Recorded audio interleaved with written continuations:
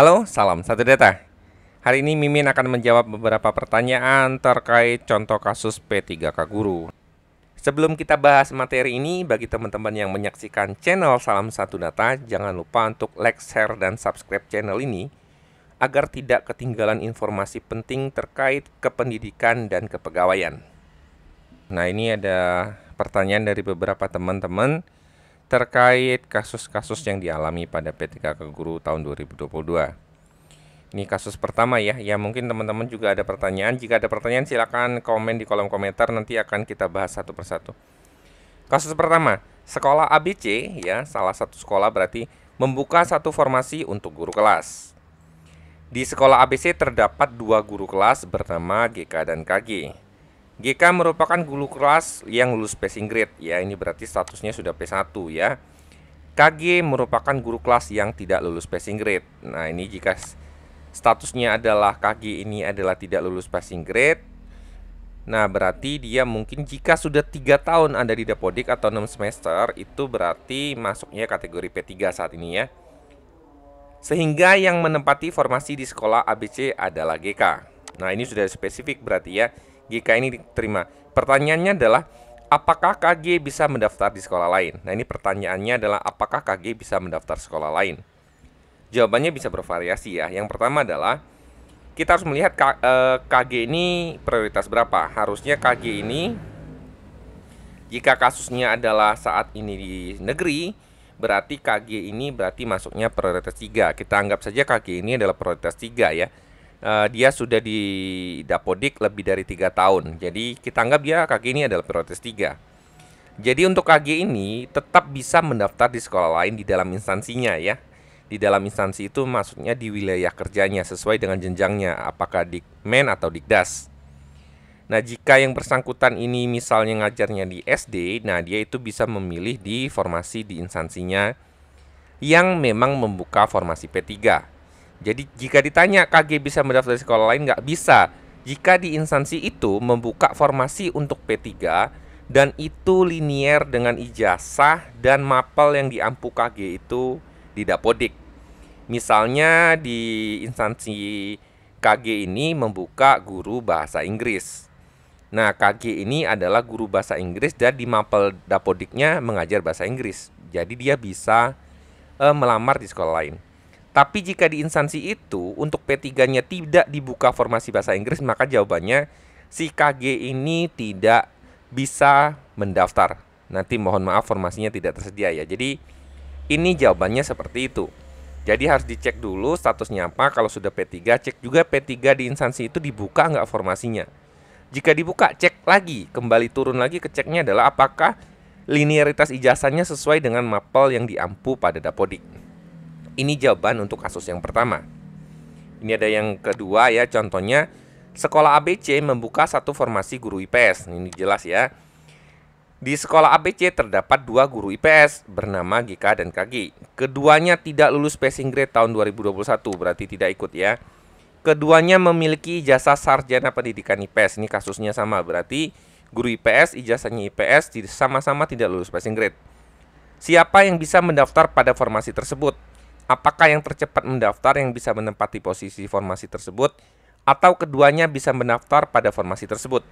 Jika tidak, apakah yang tidak bisa mendaftar dapat mendaftar ke sekolah lain? Ini hampir sama ya. Jadi untuk kasus ini berarti kita anggap ini adalah di negeri dan dua-duanya adalah sudah terdata di Dapodik lebih dari 3 tahun dan statusnya saya anggap P3 ya.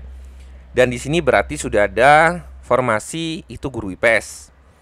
Nah, jawabannya adalah untuk ini siapa yang boleh mendaftar pada formasi tersebut? Jawabannya adalah dua-duanya boleh mendaftar. Dengan asumsi formasinya benar-benar ada P3 untuk guru IPS, dua-duanya adalah sarjana IPS, dan di Dapodik dua-duanya itu adalah mengajar mapel IPS ya. Jadi ini jawabannya adalah tidak ada cepat-cepatan. Jadi dua-duanya bisa mendaftar. Siapa saja yang memenuhi syarat linearitas ijazah dan linearitas mapel Dapodik bisa melamar di suatu formasi jika formasi itu memang dibuka sesuai dengan prioritasnya. Jawabannya itu ya.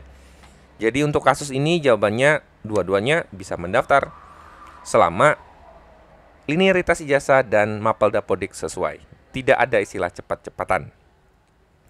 Kemudian kasus yang ketiga, sekolah ABC membuka satu formasi guru IPS. Di sekolah ABC terdapat 2 guru IPS bernama GK dan KG. Keduanya tidak lulus passing grade tahun 2021. GK memiliki ijazah sarjana pendidikan geografi, geografi. KG memiliki ijazah sarjana ekonomi. Siapa yang bisa mendaftar pada formasi tersebut? Apakah yang memiliki ijazah linier yang bisa mendaftar dan menempati posisi tersebut? Lalu bagaimana yang tidak linier? Apakah bisa mendaftar di sekolah lain? Nah, yang bisa mendaftar di posisi ini, yang pertama itu syaratnya adalah teman-teman harus melihat kualifikasi akademiknya di sini ya.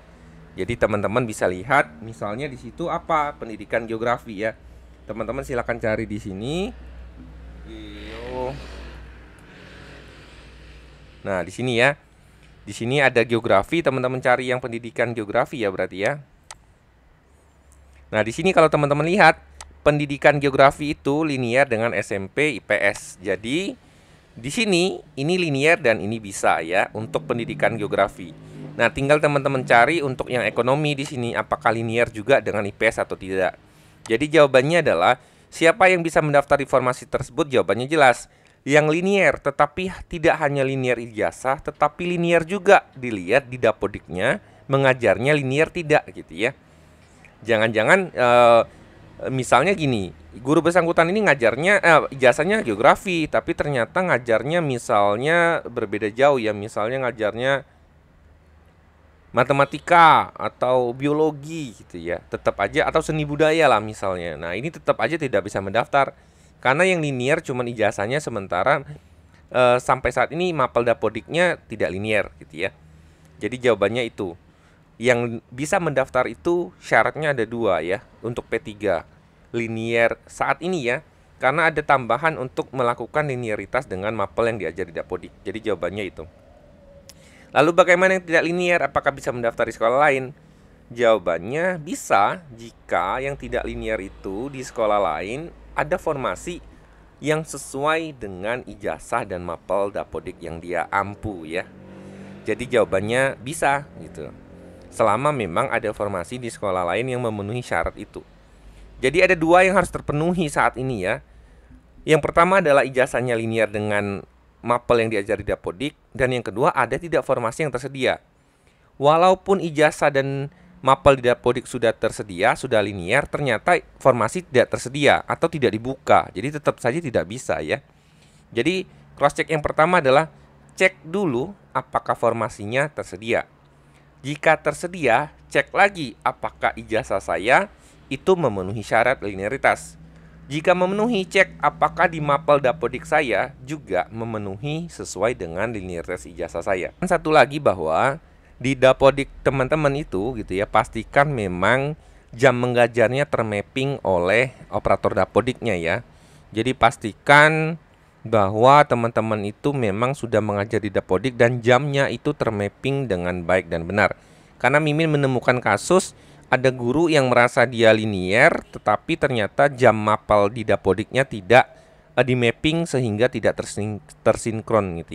Jadi kurang lebih jawabannya seperti itu. Jika teman-teman ada pertanyaan yang lain, silakan komen di kolom komentar, akan coba kita jawab ya. Semoga informasi ini bermanfaat. Salam satu data.